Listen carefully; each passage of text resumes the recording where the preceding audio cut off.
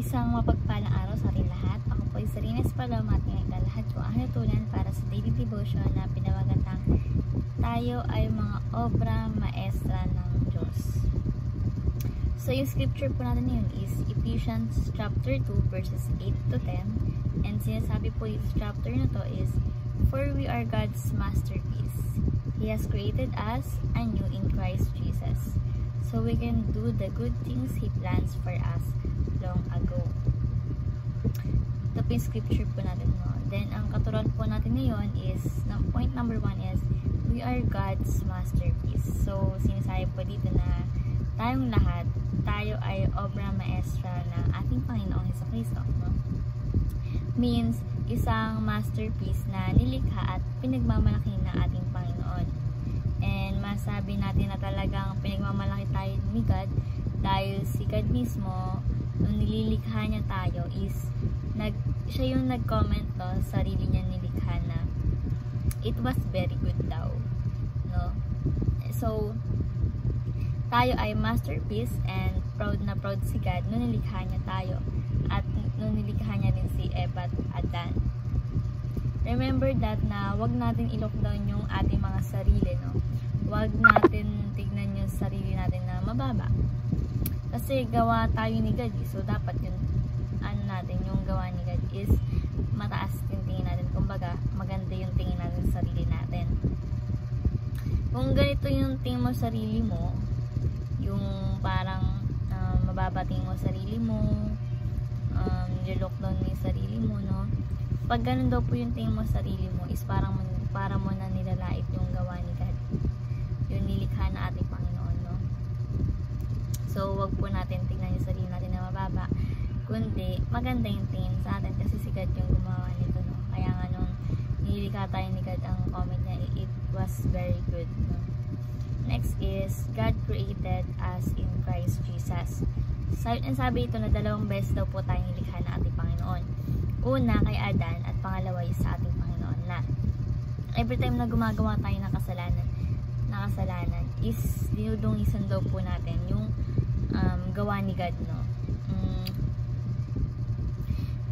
Every time na gumagawa rin po tayo ng kasalanan, dinudungisan natin si Lord, no, sa atin. Kaya para tayong broken paths, na sinasabi ni Pastor dito kanina, na para tayong broken paths. At ito yung reason bakit sinuko ng Diyos ang ating Panginoong Jesucristo para re-create tayo. And ni-create tayo ng ating Diyos kay Jesucristo na mas maganda pa kaysa nauna, no? Old creation versus I turn to new creations, no? So kaya mas valuable and mas precious because of the blood of Jesus Christ. Kaya tayo yung mas matinding gawa ng Diyos kaysa kay Adan pa. Kumbaga, mas maganda is mainam yung gawa ni Lord kaysa nung nakala-Adan pa tayo. Yung old creation is wala na. Ang ngayon is new creation. Tayo yung new creation in Christ Jesus. Next is, our purpose is to good works. So, sinasabi po dito na so we can do good things, no? Good works. Minsan sinasabi natin sa sarili natin na yung good works natin is sa church, no? Yung nag-help tayo sa mga nangailangan, diba? Ayun yung minsan nasabi natin na good things na, no? So every time na ina-apply natin yung gusto natin Panginoon, yung gift na skills, talents, and so on natin, no? Galing sa Kanya, consider yun as a good works, no? As a good things, at paglilingkod yun sa ating Panginoon. Kumbaga yung talent skills na nasa atin, na gift ni God, is ayun daw po yung good things, no? Good works. And paglilingkod daw yun sa ating Panginoon sa Kristo. So niligtas tayo ni God para gumawa tayo ng mabubuting bagay na nakakalugod sa Kanya, no? Sa ating Panginoong Jesucristo. Kaya lahat ng ginagawa natin is inaari natin sa ating Panginoon bilang pagpupuri at pagsamba sa Kanya. Next is, bilang application daw po is, number 1, give our utmost and finest. So, sinasabi dito na kapag may ginagawa tayo, pag may ginagawa tayong bagay or etc., give our utmost and finest, no? Ibigay mo yung pinakamainam para sa Diyos. Kasi, nilagay ka ng Diyos dyan eh. So, ibigay mo na yung the best mo, no?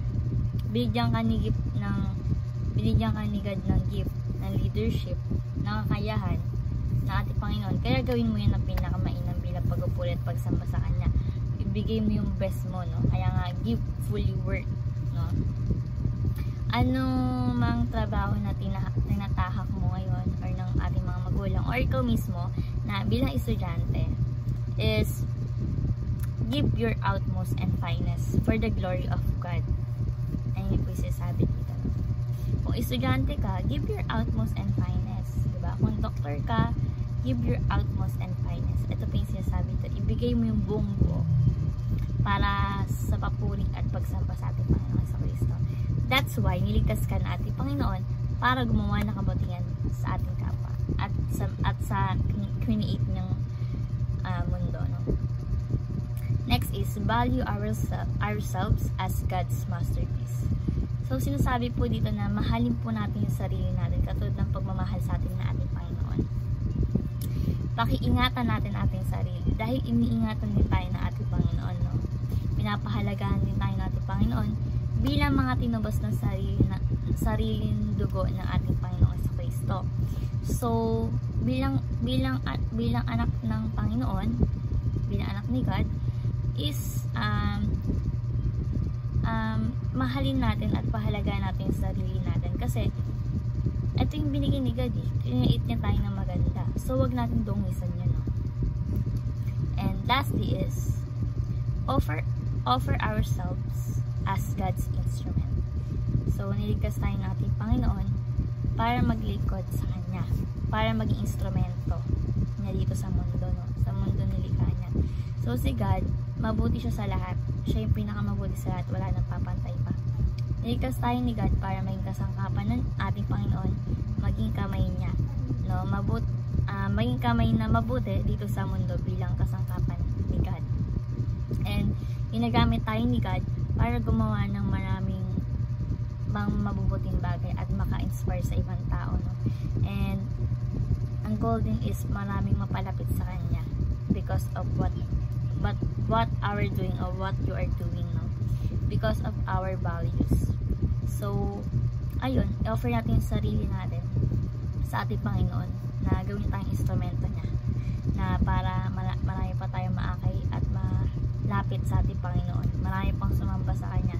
Maging inspirasyon tayo ng tao na ay ganito pala yung sa pag nakilala mo na si Jesus, ganyan pala yun, napakabuti, ganyan.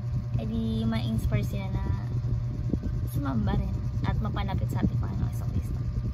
So ayun na po, no, i-apply po natin yung application na give our utmost and finest sa lahat ng ginagawa natin o kung ano man tinatahak natin trabaho. Value ourselves, God's masterpiece. Alagaan natin yung sarili natin katulad ng pagpapahalaga natin ng ating Panginoon sa sarili natin. Kung paano niya tayo ginawa. Siyempre, alagaan natin yun. And last is, offer ourselves as God's instrument. No? So, maglingkod tayo sa ating Panginoon dahil gagawin niya tayong instrumento para sa Kanya, para ma-offer sa iyo at sa Kanya at marami pa tayo palapit sa Kanya. So, ayun na po ang natutunan sa daily devotion. I hope na may natutunan po tayo at mapayan sa sarili natin to.